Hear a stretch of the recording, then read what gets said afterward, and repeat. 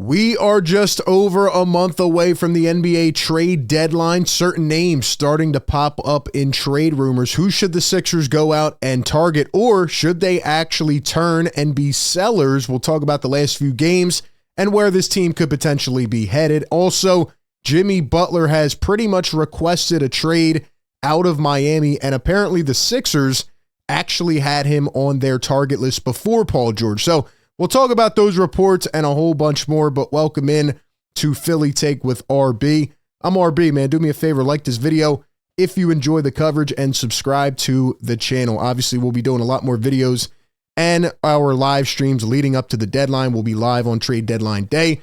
A lot of interesting insight coming out here as we move into January and get closer to that February deadline. But let's start it off with one player, Lonnie Walker, who was named last week as a potential suitor for some teams like the Sixers, the Wolves, the Heat, the Nuggets, and the Celtics. Lonnie Walker can currently be bought out of his EuroLeague contract before February 18th. He has been playing in Lithuania, and I know a lot of Sixer fans have gotten very, very excited about the idea of bringing over a guard, getting him for free, right? You have an open roster spot. Does he make sense? Sure. I mean, he's an upgrade as to what you have right now. You look at these last couple games, and the Sixers just, I mean, it's literally being exposed, right? Kyle Lowry cannot play anymore. He should not be starting. He should not be on this team, but Nick Nurse loves him. They're strapped with depth right now. He's been brutal. And of course, a guy like Lonnie Walker and anybody else should be an upgrade over Kyle Lowry. Same thing with Eric Gordon. The Sixers have to make a couple moves at the deadline if they want to buy. Now, you look at where the Sixers are at, and they've lost 2 brutal games in a row. Is it time to say the season's over? No, but they got to pick it up. And most importantly, what I'll be watching for in this next week or two is if Joel Embiid decides to play back-to-backs, because at the beginning of the year, he said, no, I'm not playing. And then, you know, he still hasn't played one. Paul George has started to play back-to-backs, but you even saw last night, right? They should have beat the Kings, but last night they come out. Joel didn't look right. The whole team was gassed, and they got almost obliterated by 40 points. So I don't think the Sixers can afford to rest Joel for back-to-backs. They have 12 from January to March. And if they do that, then you're pretty much conceding any chance at competing and getting a good seed going into the playoffs. So he's got to start playing back-to-backs. I don't care what anybody says. And if they're not willing to do that, then they should not be buyers. But if they are, Lonnie Walker right now over in Lithuania is playing pretty well. Again, think about the competition he's playing against. But his last NBA action was with Brooklyn, and that was last year. He averaged almost 10 points per game in 17 minutes. He's been a pretty good role player throughout his career. He's had his ups and downs for sure. Had a couple big moments with the Lakers. But I also want to remind people that he is playing overseas for a reason, right? Nobody wanted him. He couldn't get a contract that he wanted, and nobody was really willing to take a flyer on him and some of these other guys like Markelle Fultz who are still out there in free agency. So, you know, while everybody thinks this is an automatic fix, I would disagree, and I think he definitely, you know, has some weaknesses, but he would be better than what the Sixers have right now. But let's say they decide to go traditionally, Daryl Morey goes and trades for a couple vets or, you know, gives up a couple picks at the deadline. And I think that is what they're going to do. I don't think they're going to tank this season away. But here's the first guy that I would be interested in. I put this on Twitter a couple days ago, and I feel like this is the year where it could finally happen, okay? Jordan Clarkson is averaging 15.8 points per game, 4.1 assists, 3.4 rebounds in 26 minutes per game. And I know he's playing on one of the worst teams in the league, and situation definitely does matter. Now, has he regressed from Sixth Man of the Year Jordan Clarkson? Absolutely. He's not the same guy, but he could definitely come right in and give you a punch off of the bench scoring-wise. That's what the Sixers need. You know, Kyle Lowry and Eric Gordon, these guys come in. Nobody has what it takes to just go get you a bucket. And I know Jordan Clarkson can be inefficient. I know there's games where he's going to frustrate the heck out of you, but on the other end, like, what's the alternative? Watching Kyle Lowry run out there, walk out there, give you 10 minutes and put up no stats? Cannot happen. Jordan Clarkson shooting 34.5% from 3 this year. He's up to 16.7 points per game.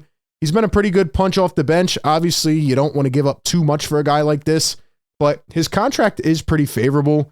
If we go and take a look at his contract, he's under control through next year. So 14.1 this year and 14.2 next year. I think this is a pretty good contract for where he's at, 32, 33. Just feels like a Daryl Morey type move, and I would definitely take him off the bench right now. Now, another guy that people have brought up a lot, and the Sixers saw this guy firsthand the other night, is Keon Ellis. And this stat here on Twitter from Instant Kings says Keon Ellis, when playing 20-plus minutes this season, is averaging 8.6 points per game, 2.6 rebounds, 1.2 assists, 1.6 steals, and 1 block per game. Now, obviously, it's going to be interesting to see what happens with the Sacramento Kings, as it feels like they are spiraling. I know they won against the Sixers, and they've won a couple straight now, but they still don't seem cohesive as a team. They still have a lot of questions about firing their coach, and De'Aaron Fox is kind of just taking a lot of heat right now. So he's probably going to be on the move. Rich Paul is going to want to get him traded. And when you look at the Kings, if they're willing to sell off some of these pieces, and they do have a lot of guards that they can run with, Keon Ellis could be a guy that you could pick up maybe for a couple picks. And I think he'd be a really good piece to build around, not just now, but going into the future. I know he doesn't have as much of a scoring bag right now, but he's really good in a lot of areas, a lot of those little margins that really make the difference on a good role player. And we saw it the other night, the way he was pestering Tyrese Maxey, the way that he was getting right up in the grill of some of these Sixers players, forcing turnovers, and just being one of those annoying players to play against. This year, he's averaging 1.3 steals, 0.8 blocks per game, and he is shooting 42% from three. So willing shooter, able to play the one or the two, and a guy who can just defend multiple positions, and he's still very young. He's only 24 years old, second season in the league. His minutes per game, at least now, are starting to pick up, but early on, didn't seem like the Kings were really utilizing him the way that they should. And if the Kings are willing to go full fire sale and they don't want to have him as part of their future or a building block, then why not go out and try to trade a couple picks to go get him? So I would definitely like this move. And if we look at his contract right now, Keon Ellis is making $2.1 million. He's on the rookie contract. He has a club option for next year. All right, last one I have is Ayo Dosunmu, and he has played in 30 games this year. He started in 17, having a really, really good season. Last year was his breakout year. This year, his three-point percentage is down a bit. His rebounds are up. His assists are up. Just a really good creator off the dribble, a guy who can go and get you a bucket when you need one. Just a willing shooter, very nice jump shot, and just a two-way player, man. He's been a really, really good piece for the Chicago team, who is also going down the tubes. And if they do decide to move on from him and, just try to stack in a lot of draft picks, obviously they have Josh Giddey now and they have a couple others, but if they do try to move on from Dosunmu, who has been in trade talks, I'd say for like a year now, the Sixers should definitely be interested in trying to go get him. Ayo Dosunmu making $7 million this year, 7.5 next year. And that's definitely something to be cognizant about. The Sixers have to be smart when it comes to, the contract situation, right? They're a first apron team. They can't take back more in a trade than they send out. So you don't want to overpay, but, it's probably going to take either one of these high-level role players that you have right now, KJ Martin, obviously, who's banged up and injured right now. But, the Sixers have draft capital for a reason. So if they do want to upgrade this team, they're going to have to include picks. You're most likely not moving one of the big three, and that's how it gets tough when it comes to team building now with the new CBA. Because, again, Joel Embiid taking up 37% of the cap, Paul George 35%, and Tyrese Maxey 25%. And, unless you're willing to part with $50 million from Paul George and a team's willing to take that on, for the next couple of years, I mean, it's just hard to see that happening. So you look at the Sixers right now, and really I'd say the year to watch is 2027. Everybody that they have put into this blueprint of building around are here and locked in at least for the next 3 seasons. So if you're not happy right now, guess what? There's not really much they can do about it right now. It's going to be hard to move any of these contracts. You're going to have to, I guess, swap some of the ancillary pieces in terms of trying to make this roster better. And that's just the reality of what they are dealing with right now. But let's go ahead and talk about Jimmy Butler, because Jimmy Butler has indicated to the Miami Heat that he wants to be traded. Last night he came out, didn't give a lot of effort, apparently just stood in the corner all game. I think he had 6 shot attempts, and I went back and I watched his highlights and his post-game presser, and, you know, he's just done. He literally is done. Shams Charania stood on business against Jimmy's agent, who was calling him out, saying he was a fraud, saying he was lying. Shams stood on business, and he was right. Jimmy Butler was asked last night if he can get his joy back in Miami, and he says, quote, probably not. Jimmy's done, man. This is how Jimmy's been throughout his career. And look, as a Sixers fan, I mean, again, I will say it. I will continue to say it. They should have never let him walk. They should have ensured he was happy and stayed. I truly think Jimmy Butler and Joel Embiid would have won a championship together.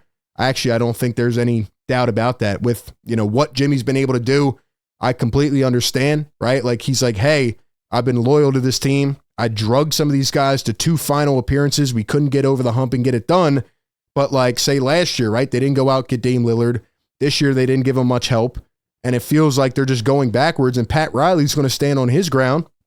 And I also understand that from the Miami side, because they're saying, hey, you're 35 years old. We still haven't won. And you want us to give you a 4-year max extension until you're 39. And Pat Riley's just not willing to do that. So I get why they are butting heads, and this is a divorce. Like, they've been heading for this for a while. It sucks to see Jimmy say, I don't like the game right now and I'm not having fun and stuff like that. But he's had an eventful career. And would you take him back on the 76ers? I mean, last night, apparently, Jimmy Butler's camp said that the Heat threatened to suspend him after the game against the Pelicans. So wherever Jimmy goes, there's always something, man. There's always something. And Evan Sideri says, even if the Heat decided to offer Jimmy an extension, he would now decline it per Shams. The relationship is completely broken. And we saw Miami come out last week and they said, hey, we're not trading Jimmy. By no means. I've never seen a guy like Pat Riley have to come out and say, we're not trading the guy, make an official statement. Like, that's how bad this thing is blown up. And now Butler has pretty much screwed up all the leverage that Miami has had. Now, Vince Goodwill said this earlier today. Sixers apparently tried to sign Jimmy Butler, trade for Jimmy Butler in the offseason before signing Paul George. Quote, over the summer, Philly tried to engage Miami on a Butler deal before agreeing to terms with PG. Joel wanted a reunion with Butler and pushed for it, according to sources who spoke to Yahoo Sports over the summer. So, do you think this was the right decision to essentially pass on Jimmy, not be able to get a deal done and get Paul George? Well, I think if you go back in time, you look at how things were. You know, the Sixers signed Paul George. They didn't have to give up any assets, and they would have had to trade assets and then sign Jimmy Butler after that. So we've talked about this a lot over the last couple weeks, but as much as I like Jimmy and as much as I believe that he and Joel would have won a championship together, it's not the right time now. The ship has sailed. Although Paul George has been subpar offensively, I mean, his defensive intensity, his tenacity has been great, having one of the best defensive years of his career, still trying to find that fit on offense, and he's going to need to be able to be a much better spot-up 3-and-D shooter and, you know, just a really complimentary player to Joel and Maxey. But also, like I said earlier, you know, Joel's got to be healthy. He's got to play back-to-backs. You need to continue to establish this chemistry. The only way I could see the Sixers even entertaining this is if they wanted to get off that PG contract and it got so bad where they said, all right, we don't want to pay PG the next 4 years, so we'll take Jimmy and then we'll let him expire after this and, you know, let his contract come off the books. But I just don't see that happening. That's not how Daryl Morey operates or the Sixers. So I asked on Twitter last night, if the Heat came to the Sixers, which I don't think they would, and said Paul George for Jimmy Butler, would you do it? Would you swap those players? At this point, I don't think I would. I don't think I would, just based on what has ensued with Jimmy Butler. Now he doesn't seem focused again. Now there's going to be a lot said about him. And now he's, you know, 5 years older than he was. Like, Jimmy Butler would have been perfect after that half a season that he spent here in Philadelphia. Him and Joel would have had very good opportunities to go to a finals, right? They wouldn't have choked against the Hawks. They probably would have beat Boston in that game 6. So it's very unfortunate. Timing is everything. And it seems like Jimmy Butler will be on his way out, but it'll be interesting to see how the Jimmy Butler sweepstakes situation plays out. So give me your thoughts down below. And as always, appreciate everybody for tapping in. Be sure to like, comment, and subscribe. That being said, I'll catch you on the next one. Peace.